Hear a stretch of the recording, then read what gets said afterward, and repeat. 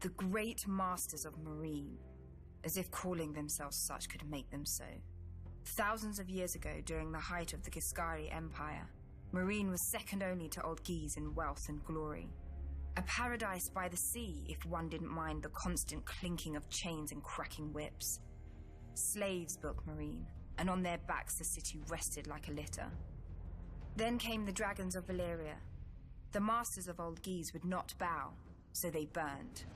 The Valyrians tore down their walls, burned their pyramids to ash, and sowed their fields with salt and skulls.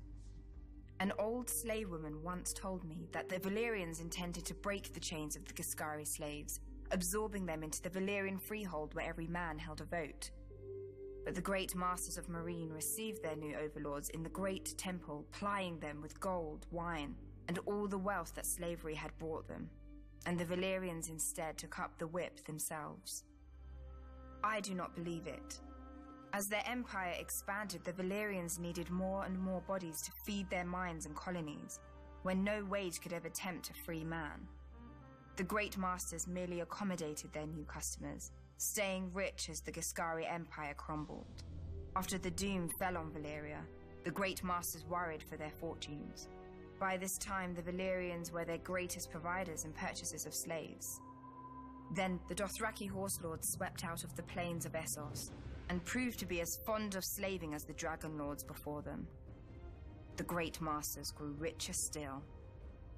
For the first time in its history, the great masters alone ruled Meereen, and chaos ruled the rest of the world.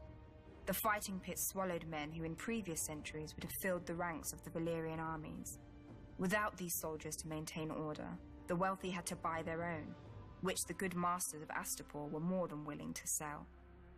If the buyer's nerves still needed calming, the wise masters of Yunkai could sell him further release.